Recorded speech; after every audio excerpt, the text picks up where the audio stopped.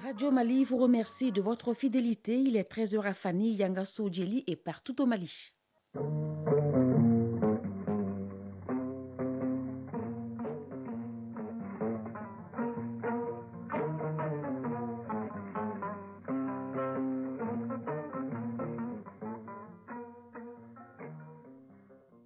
Le journal. Salimata Dao.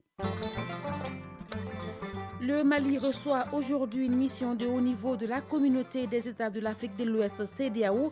Les présidents du Ghana et de la Gambie, accompagnés du médiateur de la CEDEAO, Goodluck Jonathan, et du ministre des Affaires étrangères du Togo, sont à Bamako. Une séance de travail est prévue avec le président de la transition, le colonel Assimi Goïta. Ben Kounafoni, c'est l'intitulé d'un projet qui vient d'être lancé. Il va coûter 650 millions de francs CFA et va faire la promotion de la paix et du vivre ensemble au Mali. La noix de cola, un fruit présent dans la majeure partie des cérémonies traditionnelles et coutumières au Mali.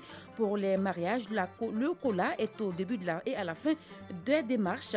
Mais de nos jours, pour la cérémonie officielle des fiançailles, les femmes préfèrent le sel. Quelles sont les raisons? Fatoumetou Diko nous donne la réponse au cours de ce journal. Former et informer les femmes sur leurs droits et sur les textes juridiques nationaux et internationaux qui les concernent, c'est la mission de l'ONG APDF, Association pour le progrès et la défense des droits des femmes. La chronique judiciaire nous parle d'elle aujourd'hui. En sport, nous allons parler football, CAN des moins de 23 ans. Les pays qualifiés pour le deuxième tour des éliminatoires sont connus. Il sera également question des rencontres de la Coupe du Mali de handball. Ce sera avec Abdul Karim Kaba. Bonjour et bienvenue. Une mission de haut niveau de la communauté des États de l'Afrique de l'Ouest CEDEAO est à Bamako. Elle est composée des chefs d'État du Ghana, Nana Addo Akufo-Addo et Adama Barrow, président de la Gambie. Il y a aussi le ministre des Affaires étrangères, de la coopération et de l'intégration africaine du Togo, Robert Dussé, ainsi que le médiateur de la CEDEAO, l'ancien président du Nigeria, Goodluck Jonathan. Une séance de travail est prévue avec le président de la transition, colonel Assimi Goïta. 650 millions de francs CFA, c'est le coût d'un projet qui vient d'être officiellement lancé au Mali. Le projet est intitulé Médias citoyens pour la paix et le vivre ensemble au Mali, autrement dit Ben Kounafoni. Le dit projet est porté par 3 ONG sur financement de l'Union européenne. Le compte rendu de Ancheta Koulibaly. Les médias jouent un rôle important dans l'accès à l'information et contribuent à la culture de la citoyenneté. C'est tout le sens de la mise en place de ce projet intitulé Médias citoyens pour la paix et le vivre ensemble. Hassan John, représentant du consortium CCFDTS, Hazard, GRDR. Le but, c'est de renforcer les acteurs des médias et les acteurs de la société civile sur 3 axes. Le premier axe, c'est tout ce qui concerne la production de connaissances. Donc, nous avons lancé des études. Le deuxième grand chapeau, qui est vraiment l'un des chapeaux très importants, c'est tout ce qui concerne le renforcement des capacités techniques, mais aussi matérielles. Dans le cadre de ce projet, il y aura des financements à cascade pour les organes de presse, médias d'une façon globale, pour les accompagner au niveau de leurs services, au niveau aussi de leurs activités. Il y a un troisième volet qu'on appelle un volet capitalisation, et là aussi nous sommes avec la maison de la presse parce que tous ces outils doivent être capitalisés au niveau de nos autorités administratives pour qu'on puisse voir quelles sont les plus-values de ce projet-là au bout des 3 ans. Bart Ouvry, chef de la délégation de l'Union européenne au Mali. L'objectif de notre engagement financier, c'est de renforcer les capacités de la presse. Rien d'autre, Européens et Africains et Maliens, que nous avons tous une envie, une soif d'information qui soit fiable, qui soit équilibrée, bien vérifiée. Et c'est là où la presse joue un rôle fondamental. Bandjougou Dante, président de la Maison de la Presse. Nous avons la possibilité aujourd'hui, à travers ce projet, de nous mettre ensemble pour renforcer ce que nous recherchons, la démocratie, la liberté, le développement. En saluant les initiateurs de ce projet, nous leur disons que ce projet vient nous conforter dans notre vision de la refondation de la presse malienne. Le projet Médias citoyens pour la paix et le vivre ensemble au Mali, Ben Kounafoni, est financé par l'Union européenne à hauteur de 650 millions de francs CFA pour une durée de 3 ans. Il est mis en œuvre dans les régions de Caille, Sikasso, Mopti et les districts de Bamako. En 5e région, sur initiative communautaire, le poste de police des logements sociaux de Djéné vient de bénéficier d'un forage.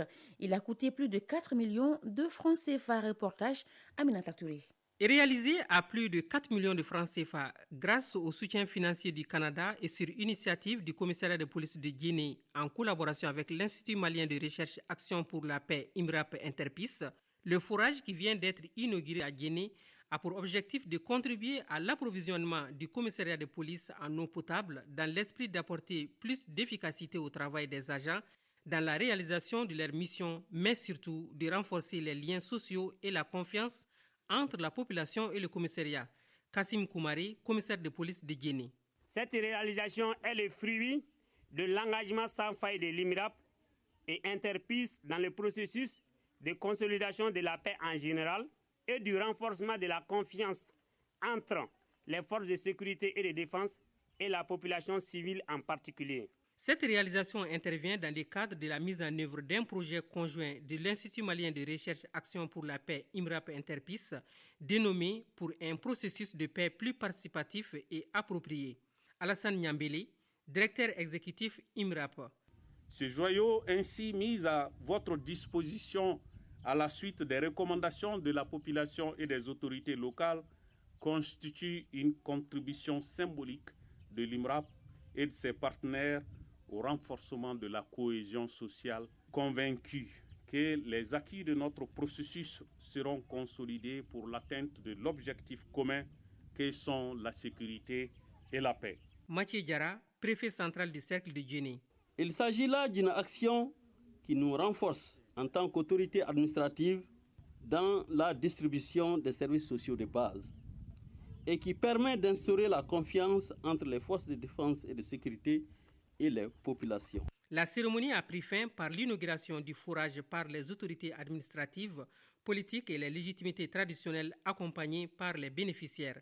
Mopti, Aminata Touré et Diakalia Traoré pour l'ORTM. Autrefois, au Mali, les cérémonies de fiançailles, parmi d'autres, étaient célébrées avec le kola, fruit du colatier avec ses formes et couleurs multiples. Le kola est présent durant tout le processus des démarches de demande à mariage. De nos jours, on constate qu'après ces démarches, les femmes, au lieu d'utiliser le kola pour sceller l'union entre les jeunes fiancés, utilisent très souvent le sel. Le sel est-il en train de voler la vedette au kola? Est-ce la cherté du panier de kola qui est à la base de la préférence pour le sel? Notre reporter Fatoumetou Diko a tenté de trouver les réponses à ces questions. Suivons.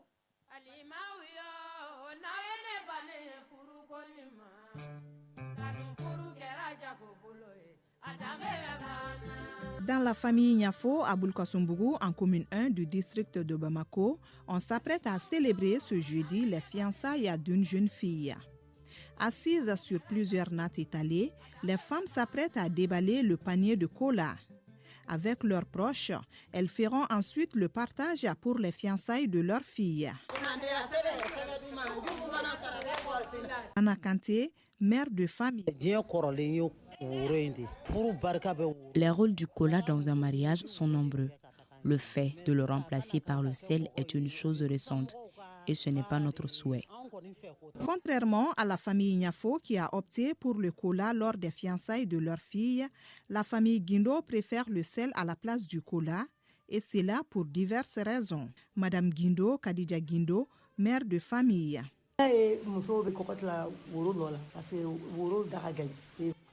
C'est parce que le panier de kola coûte assez cher qu'on achète le sac de sel. Le sel est utilisé dans toutes nos cuisines. J'ai été marraine à 3 reprises et elles sont toutes dans leur mariage jusqu'à présent. Pas de doute, le sel ravit la vedette au kola. De par leur différence de prix sur le marché, mais bon nombre de personnes préfèrent utiliser le kola. Pour elles, le sel peut être source de conflits entre les époux. Ces conflits pouvant même aboutir au divorce. Bana Kanté, mère de famille. Une union scellée avec le kola est différente de celle du sel, parce que le kola est un fruit béni dans notre tradition. Quant au sel, On l'utilise pour préparer les repas chauds et ce n'est pas un bon signe. Que disent les traditionalistes d'une telle assertion? Gimba Tunkara, traditionnaliste.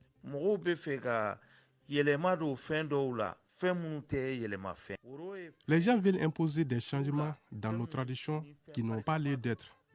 Les kola jouent un rôle important dans un mariage.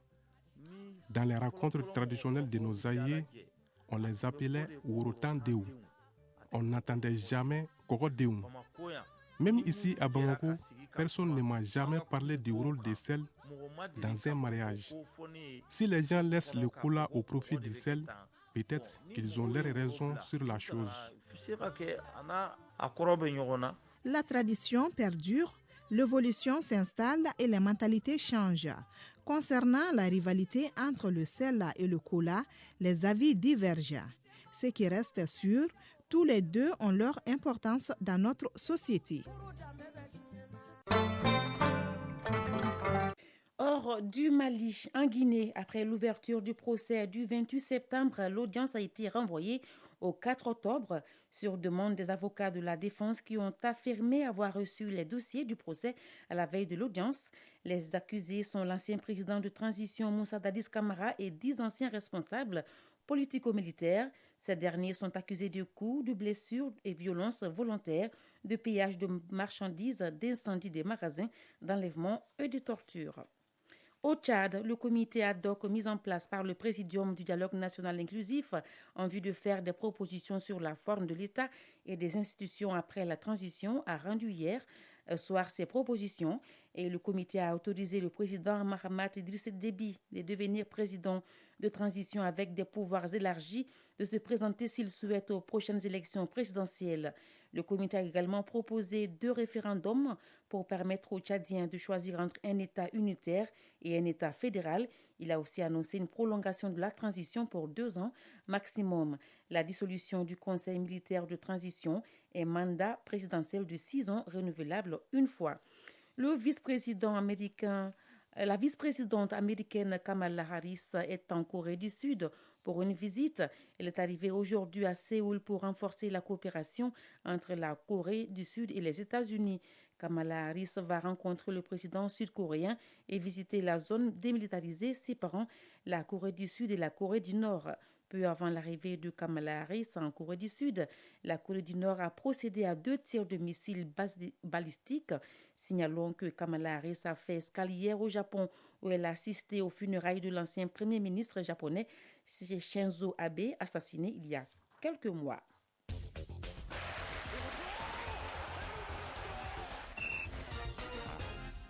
Il est 13h passé de 13 minutes. Nous allons à présent parler sport. Football, les pays qualifiés pour le 2e tour des éliminatoires de la CAN des moins de 23 ans sont désormais connus. Handball, les rencontres de la Coupe du Mali se poursuivent au stade Mamadou Konaté en dames et messieurs. Dans la rubrique La leçon du sport, il sera question de POMCA en taekwondo. Le développement de la page sport, c'est avec Abdul Karim Kaba. On connaît désormais les pays qualifiés pour le 2e tour des éliminatoires de la CAN des moins de 23 ans. C'est là à l'issue des matchs retour du premier tour. Ainsi, les équipes de la Congo, du Burkina Faso, du Rwanda et du Togo ont validé leur billet. Les Congolais affronteront l'Algérie au prochain tour des qualifications en octobre. Les Burkinabés joueront contre les Sénégalais. Le Rwanda sera face au Mali et le Togo défiera l'Afrique du Sud. Les matchs allés du 2e tour des éliminatoires de la CAN des moins de 23 ans se joueront les 21 et 22 octobre et les retours les 28 et 30 octobre prochains. Le Maroc est qualifié d'office en tant que pays hôte. Handball à présent, la phase de poule de la Coupe du Mali prend fin aujourd'hui. Ce sont donc les 2 premiers de poule qui se qualifient pour les demi-finales. Et ces demi-finales sont prévues pour demain vendredi. Les finales se joueront samedi 1er octobre dans la salle Abdallah Haïdara du stade du 26 mars de Limadjo. Les équipes engagées sont en homme AS Police, le centre Omnisport de Missabougou, le centre Omnisport de Lafiabougou, l'USFAS, le Mamaïra ACD Kati et la commune de Chez les dames, les formations sont le SFAS, le Sigui de Caille, l'AS Police, le Centre Omnisport de Lafiabougou et le Centre Omnisport de Missabougou. La leçon de sport, pour terminer, la leçon du sport de ce jeudi est consacrée à la suite du sujet sur le Pumse en taekwondo. Pour rappel, le Pumse est une série de mouvements d'attaque et de défense contre un ou plusieurs adversaires imaginaires. Ce jeudi, la leçon sera consacrée sur le Pumse avant la ceinture noire. Un dossier signé Isaac Tienou. Le Pumse est une forme de travail conventionnel représentant un combat codifié et dirigé. Il s'exécute individuellement. Chaque Pumse possède son propre rythme qui doit être en rapport avec les différents enchaînements, ainsi que chaque blocage devra être instinctivement suivi de la contre-attaque. Il y a 8 targets en Pumse. Dr Yakuba Traoré, ceinture noire 6e dan, arbitre de Pumse. Le premier Pumse est appelé Taigek Ilja. Donc tous les 8 Pumse sont appelés Taigek.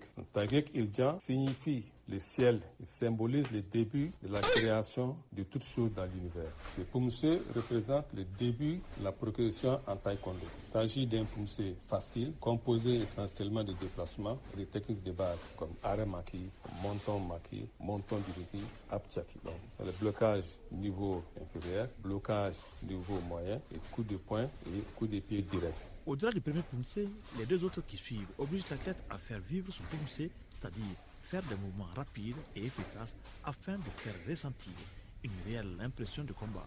Chaque Pumse a son sens. Le deuxième Taigek, appelé Taigek Yija, signifie la fermeté intérieure et la souplesse extérieure. Ce Pumse introduit de nouvelles techniques de blocage, d'attaque et de coup de pied. Troisième Taigek est Taigek Samja, signifie la chaleur de la lumière. Il doit stimuler l'ardeur à l'entraînement et le sens de la justice des pratiquants. De nouvelles techniques aussi sont introduites. 7 arbitres jugent une compétition de Pumse. Parmi ces arbitres, il y a un central. Dr Yakuba Traoré, arbitre de Pumse. Pour chaque prestation, nous avons 7 juges qui notent, 6 juges et un arbitre central, un arbitre qu'on appelle référé, qui donne des commandes à l'entrée des arbitres à l'aire de compétition. L'aire de compétition mesure 10 mètres sur 10 dans un carré de 100 mètres carrés. Chaque athlète exécute 2 Pumse. La compétition individuelle oppose 2 athlètes. Le premier qu'on appelle Chong, le deuxième appelé Hong. Donc Chong exécute son premier Pumse, il est noté sur 10.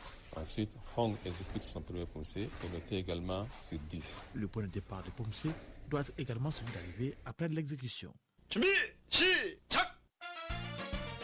Chronique judiciaire. La chronique judiciaire de ce jeudi s'intéresse à une ONG qui a pour vocation de redonner aux femmes tout ce qu'elles méritent en termes de jouissance de leurs droits civiques. La PDF, Association pour le progrès et la défense des droits des femmes, milite en faveur de la formation et de l'information des femmes sur leurs droits et sur les textes juridiques nationaux et internationaux qui les concernent. La chronique judiciaire est réalisée par Adama Djimdi.